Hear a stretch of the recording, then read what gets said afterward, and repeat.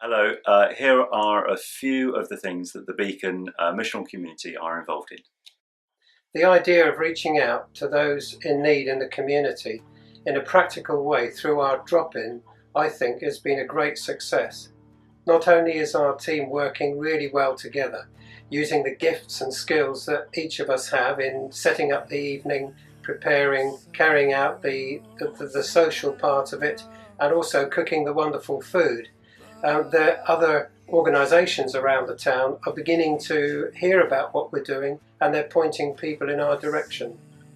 I think by reflecting God's love in some small way like this, I see the Beacon as a cog in the larger mechanism of revival. So with Beacon, I'm part of the catering team, which is good fun. So we make meals for the drop-in. So we get random ingredients from FareShare. We never quite know what we're going to get, but we really enjoy the challenge of making something exciting out of quite mundane stuff. The last meal we were given quite a bit of bread, so we decided to come up with garlic bread, and we also made a savoury garlic bread dish with mushrooms and peppers for everybody to eat. So I think it's good fun to make food for a group of people. I've not been involved with the Beacon for too long, but I found with running a cub pack that one of the things that I could do actively would be to encourage my young people to start to bring things such as little parcels of food along to our pack nights in a way that I'm challenging them as an RKler to do a personal challenge to help somebody within the community. We have had a reasonable bit of success doing this. I mean, obviously the first week I think we had 1 or 2 items, but now after about 4 or 5 weeks I think we're up to around 96 items of produce, packets of this, tins of that, cans of this and that and the other. And I think being involved in the Beacon now means that we are going to be able to share some of these items of food in forms of hamper. Hopefully that's not going to just be at Christmas, it's going to be an ongoing rolling project that we should be able to do through my Scout group. One of the things that we do that's really good fun for us to do, and you're aware that we do, is the Christmas hampers, and also this year we did Easter ones. It's something we all look forward to getting together and packing up, and firstly we're usually bowled over by the amount of gifts that you as a congregation have donated for the hampers, and we have this huge pile of food to distribute between all those in need.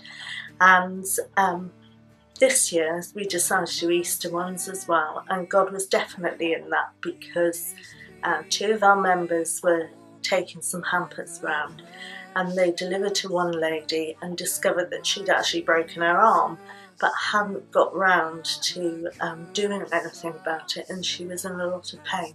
So they were not only able to take her hamper to her, but they then made sure that she got treated. So God was definitely in that decision. Hi, my name's Jane, and I'm involved in a prayer triplet.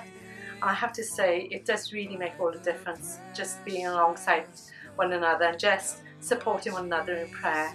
Especially, I work as a nurse practitioner in a very, very busy general hospital, and I certainly appreciate being prayed for on a daily basis, as I do pray for my other prayer partners. And I think it just really helps, you know, to really feel loved and part of the bigger family.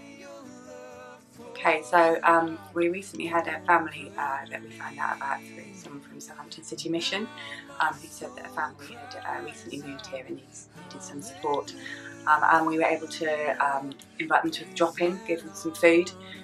We got food parcels sorted for them, clothing vouchers, and also helped them through the process of applying for a local school for the child in the family. So they've just started school. So yeah, just really exciting that just being in the right place at the right time, we were able to support this family. Okay, we run the Cat Money courses, which is an opportunity for people to get their individual personal finances in order. We run these courses over 3 weeks. When we first started doing the Cat Money course, the Beacon actually didn't used to meet for 3 weeks, but we found that actually I was really encouraged that the Beacon, members of the Beacon actually wanted to meet during those weeks. So what we do now is that the people that are helping to run the Cat Money courses are running them, and anyone who actually isn't involved in running the course will meet on the same night, and then 2 weeks out of the 3 we meet an extra evening. But the great thing is it doesn't feel like another evening meeting because it's family. It just works, and I think that's just amazing.